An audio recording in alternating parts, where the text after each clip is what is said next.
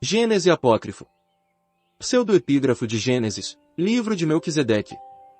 De acordo com as revelações do rolo, o Jardim do Éden é o lugar santíssimo do santuário celeste, ocupava esse lugar de honra muito antes da criação do homem, num tempo em que somente havia harmonia e paz no universo. Junto ao trono de Yahvé, no Éden, vivia um querubim cobridor, ungido como modelo da perfeição, ele era cheio de sabedoria. Esse anjo, valendo-se do livre-arbítrio, afastou-se dos caminhos da justiça e do amor, tornando-se líder de uma grande rebelião que arrastou um terço das estrelas do céu. Seu intento era apossar-se do domínio de todo o universo, banindo a presença do Criador de Sião. Ezequiel 28 2.12, 15, Isaías 14, 12, 15. O fato de Deus não entregar-lhe o trono, fez com que levantasse muitas acusações contra o seu governo, fazendo-o parecer um ser tirano. Em resposta às acusações de seus adversários, Yahvé dirigiu-se ao abismo que mantinha oculto desde o princípio o planeta Terra, ainda sem forma e vazio, e transformou-o numa nova terra, cheia de vida e luz. Depois de dar forma à terra, plantou o Senhor nela o Jardim do Éden, entregando-o aos cuidados do ser humano. A partir daquele momento, Yahvé não mais reinaria em Sião, sem o consentimento e participação do homem. A partir daquele dia, a imagem de Yahvé seria revelada perante todo o universo, por meio da humanidade. O homem que, pela fidelidade ao Criador, deveria dar a ele o direito de reinar com justiça em Sião, caiu em tentações, entregando nas mãos dos adversários de Deus o reino. O universo continuaria para sempre nas mãos dos inimigos, não houvesse o Criador idealizado um plano de resgate.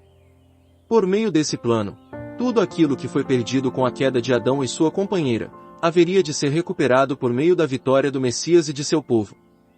De acordo com as revelações do quarto rolo, no dia em que Adão e Eva foram conduzidos para fora do Jardim do Éden, iniciou não somente o exílio humano, como também de Yahvé. Ele somente voltaria a reinar em Sião, quando o Messias completasse a obra da purificação e restauração de todas as assolações causadas pelas transgressões humanas. Isaías 52, 8, Zacarias 8h02. Quanto ao Jardim do Éden, é dito que ele permaneceu sobre a terra até por ocasião do dilúvio, quando num ato de justiça o Criador arrebatou-o para o seu lugar de origem, ao norte da Jerusalém Celeste. Ali, permaneceria vazio por muito tempo, protegido por um exército de querubins, representado simbolicamente pelos desenhos de anjos na cortina que fazia separação entre os dois compartimentos no tabernáculo em Israel. A criação do universo. Antes que existisse uma estrela a brilhar, antes que houvesse anjos a cantar, já havia um céu, o lar do Eterno, o único Deus. Perfeito em sabedoria, amor e glória, viveu o Eterno uma eternidade, antes de concretizar o seu lindo sonho, na criação do universo. Os incontáveis seres que compõem a criação foram, todos, idealizados com muito carinho. Desde o ínfimo átomo às gigantescas galáxias, tudo mereceu sua suprema atenção. Movendo-se com majestade, iniciou sua obra de criação. Suas mãos moldaram primeiramente um mundo de luz, e sobre ele uma montanha fulgurante sobre a qual estaria para sempre firmado o trono do universo. Ao monte sagrado Deus denominou Sião. Da base do trono, o Eterno fez jorrar um rio cristalino, para representar a vida que dele fluiria para todas as criaturas. Como sala do trono, criou um lindo paraíso que se estendia por centenas de quilômetros ao redor do Monte Sião. Ao paraíso denominou Éden. Ao sul do paraíso, em ambas as margens do Rio da Vida, foram edificadas numerosas mansões adornadas de pedras preciosas, que se destinavam aos anjos, os ministros do reino da luz. Circundando Éden e as mansões angelicais, construiu Deus uma muralha de jaspe luzente, ao longo da qual podiam ser vistos grandes portais de pérolas. Com alegria, o Eterno contemplou a capital sonhada. Carinhosamente, o grande arquiteto a denominou Jerusalém, a cidade da paz. Deus estava para trazer à existência a primeira criatura racional. Seria um anjo glorioso, de todos o mais honrado. Adornado pelo brilho das pedras preciosas, esse anjo viveria sobre o Monte Sião, como representante do Rei dos Reis diante do universo. Com muito amor, o Criador passou a modelar o primogênito dos anjos. Toda a sabedoria aplicou ao formá-lo, fazendo-o perfeito. Com ternura concedeu-lhe a vida, o formoso anjo, como que despertando de um profundo sono, abriu os olhos e contemplou a face de seu autor. Com alegria, o Eterno mostrou-lhe as belezas do paraíso, falando-lhe de seus planos, que começavam a se concretizar. Ao ser conduzido ao lugar de sua morada, junto ao trono, o príncipe dos anjos ficou agradecido, com voz melodiosa, entoou seu primeiro cântico de louvor. Das alturas de Sião, descortinava-se, aos olhos do formoso anjo, Jerusalém em sua vastidão e esplendor. O rio da vida, ao deslizar sereno em meio à cidade, assemelhava-se a uma larga avenida, espelhando as belezas do jardim do Éden e das mansões angelicais. Envolvendo o primogênito dos anjos com seu manto de luz, o Eterno passou a falar-lhe dos princípios que haveriam de reger o reino universal. Leis físicas e morais deveriam ser respeitadas em toda a extensão do governo divino. As leis morais resumiam-se em 2 princípios básicos: amar a Deus sobre todas as coisas e viver na fraternidade com todas as criaturas. Cada criatura racional deveria ser um canal por meio do qual o Eterno pudesse jorrar aos outros vida e luz. Dessa forma, o universo cresceria em harmonia, felicidade e paz. Depois de revelar ao formoso anjo as leis de seu governo, o Eterno confiou-lhe uma missão de grande responsabilidade: seria o protetor daquelas leis, devendo honrá-las e revelá-las ao universo prestes a ser criado. Com o coração transbordante de amor a Deus e aos semelhantes, caber-lhe-ia ser um modelo de perfeição, seria Lúcifer, o portador da luz. O príncipe dos anjos, agradecido por tudo, prostrou-se ante o amoroso rei, prometendo-lhe eterna fidelidade. O Eterno continuou sua obra de criação, trazendo à existência inumeráveis hostes de anjos, os ministros do reino da luz. A cidade santa ficou povoada por essas criaturas radiantes que, felizes e gratas, uniam as vozes em belíssimos cânticos de louvor ao Criador. Deus traria agora à existência o universo que, repleto de vida, giraria em torno de seu trono firmado em Sião. Acompanhado por seus ministros, partiu para a grandiosa realização. Depois de contemplar o vazio imenso, o Eterno ergueu as poderosas mãos, ordenando a materialização das multiformes maravilhas que haveriam de compor o cosmo. Sua ordem, qual trovão, ecoou por todas as partes, fazendo surgir, como que por encanto, galáxias sem conta, repletas de mundos e sóis, paraísos de vida e alegria, tudo girando harmoniosamente em torno do Monte Sião. Ao presenciarem tão grande feito do Supremo Rei, as hostes angelicais prostraram-se, fazendo ecoar pelo espaço iluminado um cântico de triunfo, em saudação à vida. Todo o universo uniu-se nesse cântico de gratidão, em promessa de eterna fidelidade ao Criador. Guiados pelo Eterno, os anjos passaram a conhecer as riquezas do universo. Nessa excursão sideral, ficaram admirados ante a vastidão do reino da luz. Por todas as partes encontravam mundos habitados por criaturas felizes que os recebiam em festa.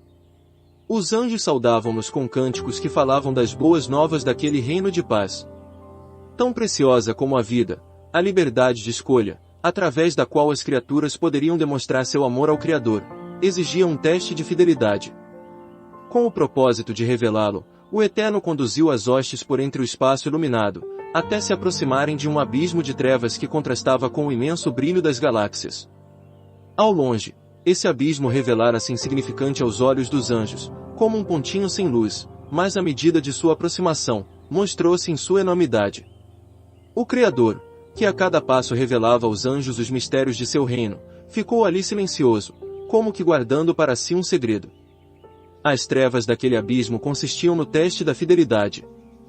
Voltando-se para as hostes, o Eterno solenemente afirmou: todos os tesouros da luz estarão abertos ao vosso conhecimento, menos os segredos ocultos pelas trevas. Sois livres para me servirem ou não. Amando a luz estareis ligados à fonte da vida. Com estas palavras, fez Deus separação entre a luz e as trevas, o bem e o mal. O universo era livre para escolher seu destino.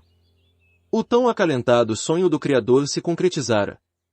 Agora, como Pai carinhoso, conduzia as criaturas através de uma eternidade de harmonia e paz. Em virtude do cumprimento das leis divinas, o universo expandia-se em felicidade e glória. Havia um forte elo de amor, que a todos unia fortemente. Os seres racionais, dotados da capacidade de um desenvolvimento infinito, encontravam indizível prazer em aprender os inesgotáveis tesouros da sabedoria divina, transmitindo-os aos semelhantes. Eram como canais por meio dos quais a fonte da eterna vida nutria a todos de amor e luz. Em Jerusalém, os ministros do reino reuniam-se ante o soberano rei, sempre prontos a cumprir os seus propósitos. Era através de Lúcifer que o Eterno tornava manifestos seus desígnios. Depois de receber uma nova revelação, ele prontamente a transmitia às hostes angelicais. Estas, por sua vez, a compartilhavam com a criação. Em célere voo os anjos rumavam para as terras planetas capitais, onde, em grandes assembleias, reuniam-se os representantes dos demais mundos. Em muitas dessas assembleias, Lúcifer fazia-se presente, enchendo os participantes de alegria e admiração.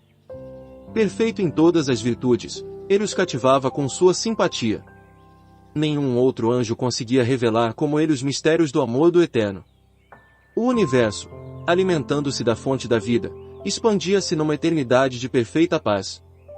A obediência às leis divinas era o fundamento de todo o progresso e felicidade. Ainda que conscientes do livre-arbítrio, jamais subira ao coração de qualquer criatura o desejo de se afastar do Criador. Assim foi por muito tempo, até que tal problema irrompeu na vida daquele que era o mais íntimo do Eterno. Lúcifer, que dedicara sua vida ao conhecimento dos mistérios da luz, sentiu-se aos poucos atraído pelas trevas. O Rei do Universo, aos olhos de quem nada pode ser encoberto, acompanhou com tristeza os seus passos no caminho descendente que leva à morte. A princípio, uma pequena curiosidade levou Lúcifer a se aproximar daquele abismo profundo. Contemplando, ele começou a indagar o porquê de não poder compreender o seu enigma. Retornando a seu lugar de honra, junto ao trono, prostrou-se ante o divino rei, suplicando-lhe: Pai, dá-me a conhecer os segredos das trevas, assim como me revelas a luz. Ante o pedido do formoso anjo, o Eterno, com voz expressiva de tristeza, disse-lhe: Meu filho, você foi criado para a luz, que é vida. Convencendo-se de que o Criador não lhe revelaria os tesouros das trevas, Lúcifer decidiu compreender por si mesmo o enigma. Julgava-se capacitado para tanto.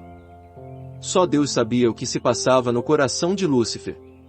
O anjo, que fora criado para ser o portador da luz, estava divorciando-se em pensamentos do bondoso Criador que, num esforço de impedir o desastre, rogava-lhe permanecer a seu lado. Uma tremenda luta passou a travar-se em seu íntimo. O desejo de conhecer o sentido das trevas era imenso, contudo, os rogos daquele amoroso pai, a quem não queria também perder,